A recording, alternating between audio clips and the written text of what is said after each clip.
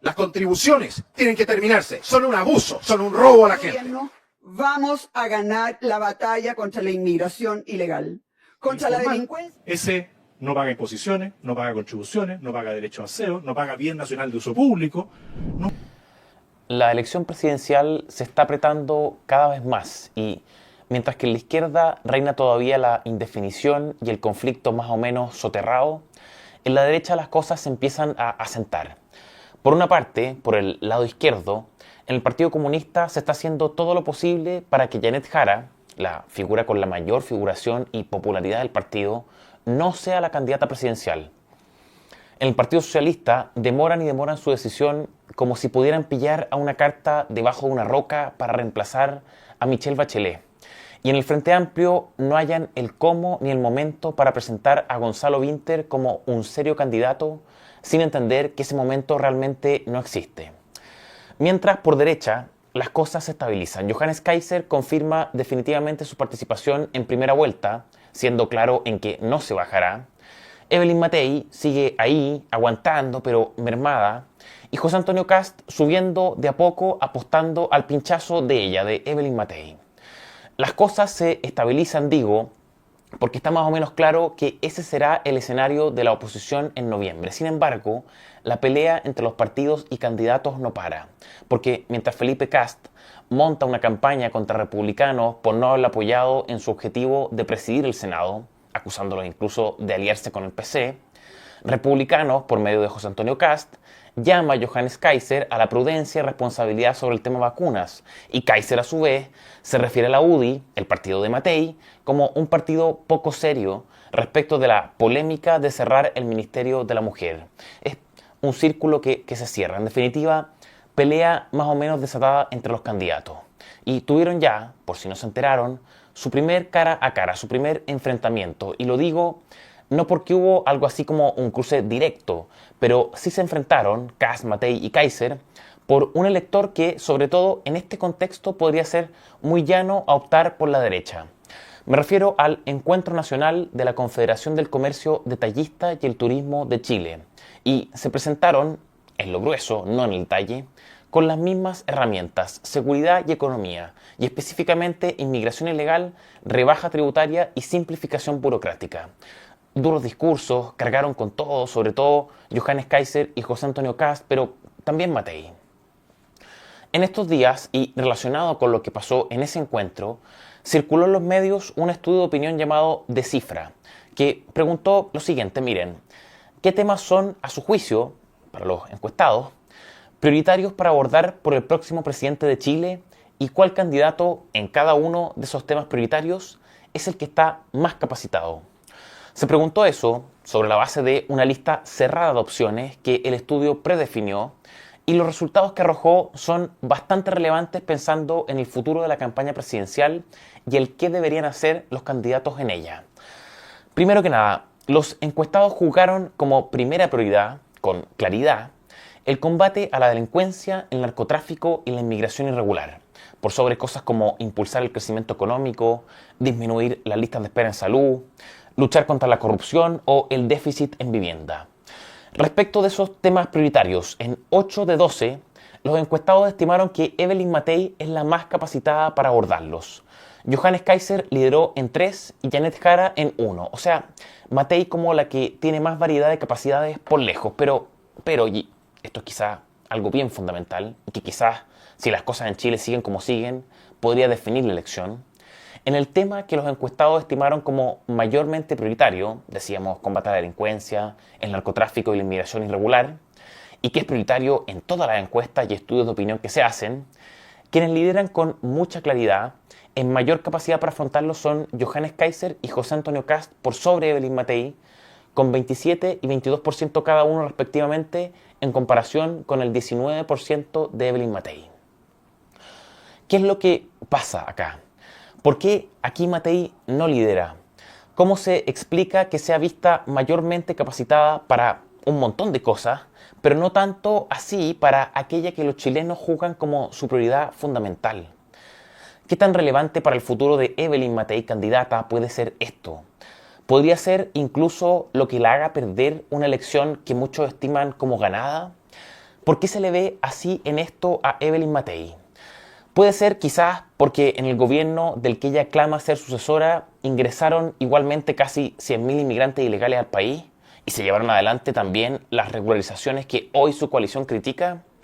Tendrá que ver quizás con que ahora, mirando hacia atrás, los chilenos estiman que no hubo control del orden público alguno en medio de la crisis de violencia de 2019 y que, en parte, gracias a dicho descontrol total y falta de conducción de seguridad, el narco y la criminalidad organizada proliferaron aceleradamente hasta tomarse por completo sus barrios. ¿No será que esta es realmente una carga de campaña pesada, insoslayable para Evelyn Matei? ¿Podrá realmente pisar el acelerador en esta materia y equipararse con Johannes Kaiser y José Antonio Kast sin perder lo que supuestamente ella gana por el centro? ¿Podrá entrar en la dinámica del prometan nomás en seguridad, como ella misma dijo en campaña municipal? Quizás lo haga y deje a los otros dos offside. Con su plan de acción inmediata, ese que revisamos un par de semanas atrás, no lo hizo, pero estos días dio señales de que las cosas quizás podrían cambiar. Veamos. Hoy trazamos una línea clara y aquí comienza el plan Escudo Fronterizo. Un par de semanas atrás, José Antonio Kast viajó a Arica junto al general en retiro de Carabineros, Enrique Basaletti, y el general en retiro del Ejército, Cristian Vial. El objetivo de Kast: presentar su propuesta programática en materia de inmigración, lo que él y su partido denominaron el Plan Escudo Fronterizo. Este documento. Veamos. Chile ha sido invadido. La inmigración ilegal, el crimen organizado y la inacción del gobierno han desbordado nuestras fronteras. Pero eso se acabó. Llegó la hora de actuar. El Estado falló, pero aquí estamos los que sabemos lo que hay que hacer. En ese mismo contexto, a mediados de marzo más o menos, Evelyn Matei presentaba en el Teatro Oriente su primera propuesta programática, el Plan de Acción Inmediata. Y en esta columna la revisamos profundamente, sobre todo en el eje de seguridad. Lo hicimos, dijimos en su momento, porque siempre nos hemos quejado de la falta de proyecto y plan de la oposición. Porque creemos justamente que la carreta no puede ser puesta antes de los bueyes, dicho, y que la cara bonita, el amor por Chile o la autoproclamación de Mesías Salvador no bastan. Y fue, creo, un acierto hacerlo, la revisión, porque nos encontramos con sorpresas poco agradables, con cosas a rato poco concretas. Evaluar los efectos del actual acuerdo firmado por el gobierno de Bolivia, como si no existiesen cosas antes por hacer relacionadas con dicho acuerdo y que el gobierno intenta pasar así sin más, como la no publicidad del protocolo de reconducciones, su falta de puesta en marcha, la no entrega del protocolo de expulsiones administrativas de inmigrantes ilegales peligrosos, en fin. La instamos a presionar, instamos a Evelyn Matei, junto con sus 54 diputados y 23 senadores, a presionar por esas cosas. Y quizás el mensaje sí llegó, o tal vez no, pero el asunto es que a los pocos días las comisiones de seguridad y de gobierno interior de la Cámara tuvieron álgidos debates por el protocolo de reconducciones, episodio taller e impresoras incluido, y presencia del ministro Lizalde y su solicitud de sesión secreta por el tema. O sea, las cosas se empezaron a mover después de esto. Criticamos también en ese momento la vaguedad.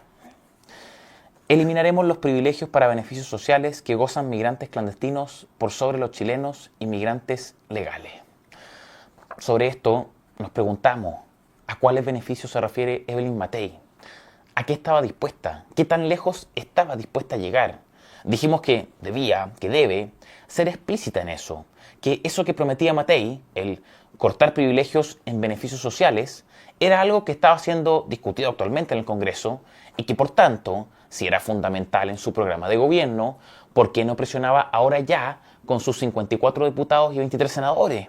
¿O es que acaso chilenos e inmigrantes regulares debían esperarla a ella, a 2026 o más, porque esto solo se podría y debía hacerse en su gobierno? Nunca sabremos con exactitud el por qué, pero el punto es que lo hizo. Lo importante es que Matei en esto se movió. Le he pedido a los diputados de Chile Vamos que presenten un proyecto de ley para evitar lo anterior. Y quiero contarles que en los próximos días se va a presentar un proyecto para quitarles beneficios sociales. ¿Por qué los estamos llamando? El proyecto de ley del que habla Evelyn Matei fue presentado el miércoles en la Cámara y el diputado autor Juan Fuenzalida de la UDI ya nos lo hizo llegar. Les estaremos comentando a ustedes, por supuesto, de qué trata, pero no ahora. Volvamos con Kast. Estábamos hablando del plan escudo fronterizo de Kast y republicano.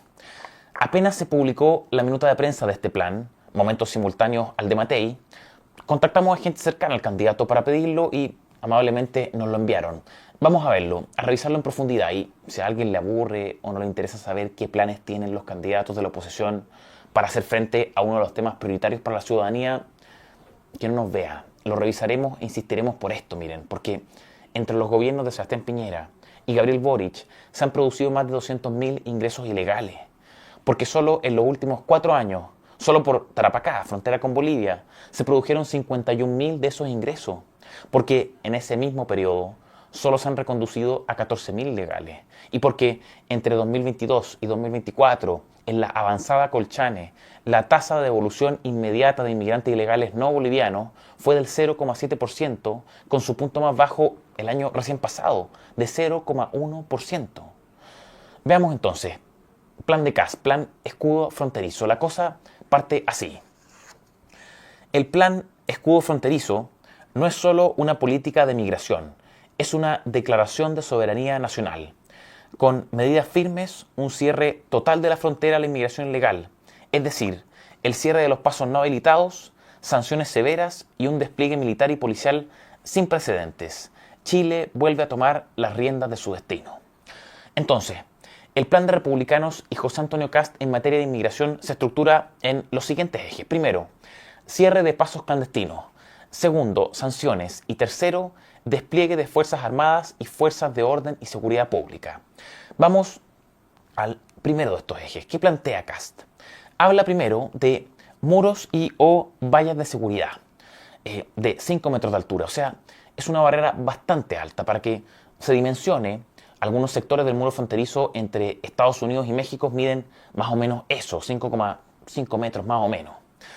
Esos muros estarán equipados con sensores de movimiento y vigilancia por drones. Dicen son drones autónomos con cámaras de reconocimiento facial, infrarrojos y térmicos 24/7. Y a esto agregan, a esto del muro y la valla, cercos perimetrales electrificados y zanjas de 3 metros de profundidad. Algunos comentarios y dudas. Primero, ¿en qué sector de la frontera plantea José Antonio Kast instalar estas vallas, muros y cercos? Y lo pregunto específicamente por una parte, porque, por ejemplo, Evelyn Matei plantea en su plan cubrir 240 kilómetros, que es básicamente toda la frontera norte relevante. ¿Qué tienen en mente Kast y sus generales en retiro? ¿Cuántos kilómetros cercar? ¿Con qué cercar? ¿Muro aquí y valla allá? ¿Cómo se combinan los tres elementos? Muros, vallas, cerco. Pregunto esto porque en el plan se indica que se colocarán en el mismo lugar. Sectores aledaños a los pasos oficiales o pasos clandestinos inhabilitados. Entonces, ¿irán todos juntos? ¿Cumplen funciones diferentes? ¿Muro, cerco, zanja? ¿Valla, cerco? ¿Se presentan como alternativas por diferencias en costos y necesidades de control? Son preguntas. Agregan también en este eje, el eje de cierre de pasos no habilitados, torres de vigilancia y radares térmicos, permitiendo la detección inmediata de movimientos sospechosos. Hablan de alta tecnología, drones, sensores de movimiento, reconocimiento facial, radares térmicos, etc. Otra pregunta, ¿son cosas que se están utilizando ya en Chile? ¿Deben invertirse de cero o serán redestinados desde su uso actual hacia la frontera? Pregunta relevante, ¿son cosas costeables para Chile? ¿Existe el presupuesto para eso? ¿Se tiene una dimensión de los costos del ítem tecnología en materia migratoria? Y esto lo pregunto porque creo, sin duda alguna, que esta es una materia en donde se deben invertir altos recursos. Y está bien que así sea, pero es relevante saber si es que se tiene alguna idea acerca de dónde se sacarán esos recursos y cuántos se necesitarán. Veíamos estos días que el director actual de Migraciones se quejaba de la falta de impresoras en la avanzada Colchane. Entonces, ¿es realista esta apuesta tecnológica? Yo no tengo la respuesta, pero lo sea o no, hay que encontrar los recursos. Y por eso es relevante definir cuánto cuesta y de dónde se sacarán esos recursos. José Antonio Kast tiene una bancada importante en el Congreso. Deberían poner ojo y presionar aquí.